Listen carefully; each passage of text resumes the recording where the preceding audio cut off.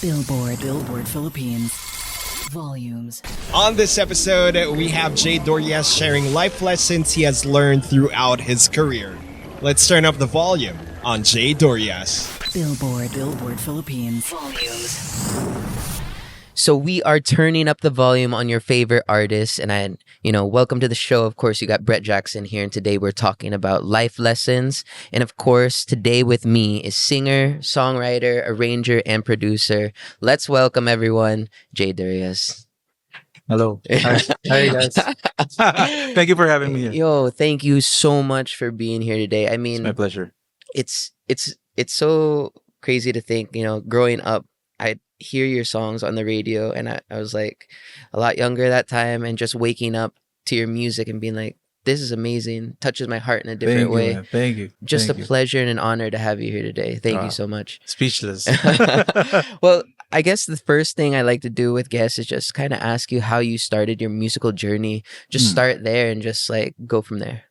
Yeah. As far as I can remember, it started with my dad when I was around 5. 5. And Wow. they play the record, and then you make gaya. Yeah. Yeah, sipra. Yeah, kapa. They call it kapa. Okay. And then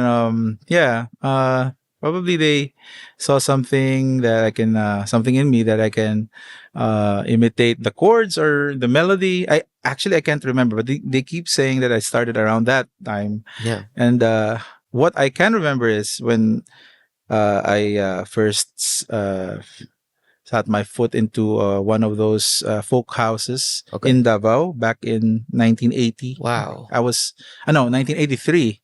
I was 8 years old at that time, and my father, he's a folk singer, so he used to tag me along In the family. and I became his pianist. Yeah. like keyboards and guitar, acoustic guitar. So we both we're doing folk music, the likes of James Taylor, Wow. Seals and Crofts. Those are my early years in music, and I had this love for. I finally found jazz after Yeah. that, so I just got addicted to jazz, and that's my foundation. Just having that free flowing type of music just running through you, and having your dad with you, and just being able to play like that. What was it like during those times in a folk house? Tell me, like, what's the scene looking like right there? Well, I thought it was an obligation because I was so young. I was 8. So okay. So we have to do this. This is livelihood. Yeah, of Yan. course. I got paid, and when you Making that money at 8 years old, I hear it. And when you get those money from your hard work, you tend to it becomes the norm, Yeah. right? And I thought it was okay, and my later on my schooling was suffering already. But yeah, it all went all boiled down to a better understanding about life. Yeah. At an early age, because I was already with a lot of older people, older than me. Like I was 8, and people that I was playing with were around 40, 60, 50, That's amazing. So, the musicians then and the music can be influenced by these guys. You will be probably it's a good education also for it's kind of odd, but Yeah. because you've been playing in bars at an early age. Yeah. So medyo rin. Pero at that stage, kasi every day you play with them, it's a learning experience. So through experience, I think I've made my way. It's like being a child prodigy. I mean, like, it's being during that time, I can just imagine, especially being in Davao. How was it like, or what kind of trials did you have to go through to be able to like break out from where you were, or kind of move into the next level of your career? Oh, that happened after high school, Wow. when Okay. when you have this urge to explore Manila, because Manila is the Yeah, place to especially be. during that time? My during that God. time, it's like you have to go to Manila, and yeah, I had a lot of heroes in the industry that I look up to. I was so curious about hearing Rick Sigreto live. Mm-hmm. I was so curious about hearing Side A live. You know, Yeah. Oh my gosh. these Yes. people, Art Start, name them, to name a few. And of course, Mr. Ryan Kebiab. Yeah. Yes, I'm such a big Shout out, fan. Mr. C. Yeah, shout out. He's my ninong. That's why I'm so proud. But anyway, yeah. So when I got my blessing from my parents to move to Manila after high school, Wow. we're so excited. And my bandmates were telling me that, well, let's find a singer there, Mm-hmm. and just feel it, and then let's start a band. Bahala na, what Yeah. happens, everything. What Turns out, all right. What were those starting gigs like when you got to Manila? Like, how did you have a manager? At first, we had no manager, Okay. until we got one who is in the what you call the defense part of the of the government. Okay. But he's just into music, and he used to support us. And Yeah. after a while, we we changed managers, and finally got a record deal. Mm-hmm. But in the beginning, only the rhythm section flew in from Davao. Mm. And we found our first lead vocalist named Bricks here in Manila already. And our lead guitarist, Butch Victoriano. Amazing. Yes. And yeah, the rest was history. What was it like writing those first songs? And how did you feel? Did you feel like they were going to be as big as they are today, or leave such an impact? No, I had no idea. Kahit Kailan, that's the first song I wrote. I wrote it back in high school. Really? Wait. Yeah. Okay, go Yeah, into this man. in high school. That's Okay. back in high school. And I never thought of being a composer. I just wrote it for someone that I had a crush on in back in the day. Yes. And I The thought truest that feelings. that's the ultimate pakyut. Uh-huh. You write her a song. Oh, And then when yeah. she, and then before I knew it, she already graduated pala. she was older than me. But yeah, and it was just recalled when the song was recalled when we got to Manila, and then we had a record deal with Sony. So Wow. I said, let me check on the baul if there's something there. Yeah. And I remembered Kahit Kailan. Yeah, half of the song was written, and half of the other half was including the sax part, and the falsetto comes in. The transition, Yeah. the vocal transition from the saxophone, that was made here in Manila already. So Wow. half. Just to have like, okay, you bring in these feelings and vibes back from the day, and you're like, okay, I think I have a song, pull it out, and then it turns into something even bigger. That's amazing. That's lucky. Yeah. That's luck for you. What would you say your songwriting process is like? Do you guys like buckle down, or what goes on? Back in the day, it's something that comes out. Just you hear it while you're fishing, while you're doing something else. I love that fishing. Fishing? Yeah, of course. Man. Yeah, one of those songs that I've written during fishing was it's a song called Sayo. It's part of our second album. Mm. And I just heard the melody while I was doing my thing, And I wasn't already focusing on the fish. I was already focusing on the song. So when I said to the bankero, "Manong, balik na tayo." Yeah. Kasi I have to record something Of course. before I forget it. Because It's like that day. before there's no It's true. cell phone that Yeah. you can record your melodies and everything.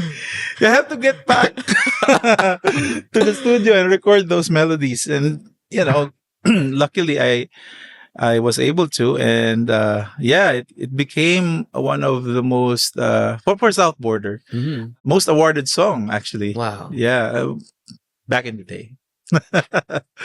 Do you know, like, okay, when you have that feeling, because I mean, as a songwriter, it's like you have to get it out right then. You got to put it down. Do you have to finish the song right in that moment, or does it kind of like, okay, we can let it sit and it turns into something else? I'm a type of guy that don't force anything. I love that. If I have a song, and if you don't finish it right away, you probably need to rest, your ears from it. True. And most of the Very time true. when you get back to it, and suddenly it's just boom, it's there and finished. done. You know, you just have to know how to when to exhale and inhale, maybe something like that. There's nothing truer than that. Sometimes you really need to be able to step back and be like, okay, is this the right direction for it? Is Yeah. this where we're going? Your mind and ears get fatigued too. Yes, so true. Mm. So coming from Davao, coming to Manila, what are some of the things you would say that really, pushed you forward to continue what you're doing? You know what? When we got our record deal and when the song came out, and after maybe a week it hit number one, that's the time when I said to my parents, I'm not coming back. Yeah. Yeah, Guys, because I we was got the number one, Yeah. not number two. During those days they were telling me that hey, after that you go back to school, go college na yun eh. College na.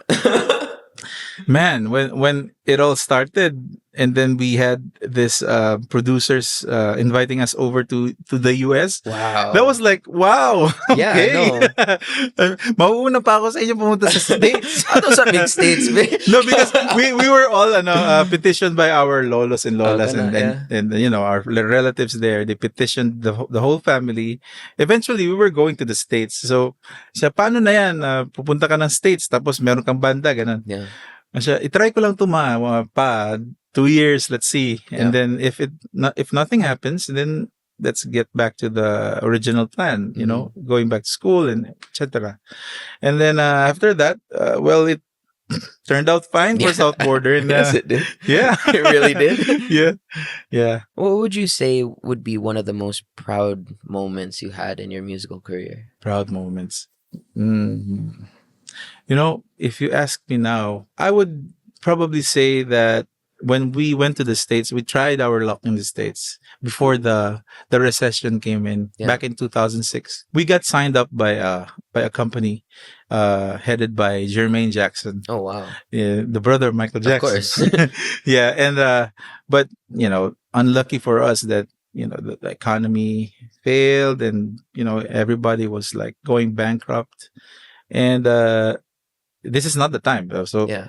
but during those times, we were performing at this bar called BB King's. BB Yes. King's in LA, Huge. in Universal Studio. Mhm. So we were like we were headliners over there. Wow. So being a headliner, from you were born and raised in the Philippines, and you're performing in the States with different mixed cultures. It's not only Filipino Of kasi course, also, watching us. So I think those are one of those that moment is part of the bucket list of what I'm really proud of, and maybe because the songs are still playing right now on the radio. Yes, they are. I'm more thankful than proud. I'm more thankful for that. I mean, I have to think na music is really a universal language, and It is. you coming from all the way from Davao, such a young age. Ginamos lang tuna. Lagi. Then you got to Manila, Yeah. and then you made it all the way to the States doing headlining shows. And the thing about it is, you made songs that are classics. Like listening Lucky to I your did. music, they can't stand the test of time because of the lyrics, because of the Mhm. arrangements, because of everything you did. And I feel like those are the kind of things that I'm so happy that the world gets to see and gets to experience, and it's timeless. Oh, It truly is timeless. thank you. And what would be something you would like to give an advice for upcoming musicians? Because there's so many R&B musicians right now. There's so many Right. songwriters, everything. What is something you'd like to say to them and instill in them for the future of Well, Filipino music? I always tell myself, I used to tell myself when I write songs, I really stop from listening to the radio. Yeah. Because of course you listen to the radio almost every day. Mhm.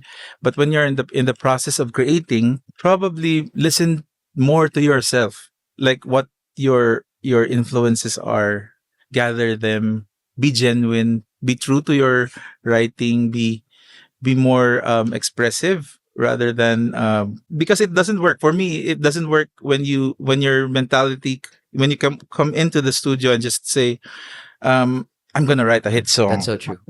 It's not gonna work, man. I It's mean, not. for me, it's not gonna No, work. no. I guess most hit makers in the States, probably they know the formula, but of course, from my perspective, from my point of view, I came from these humble beginnings. Yeah.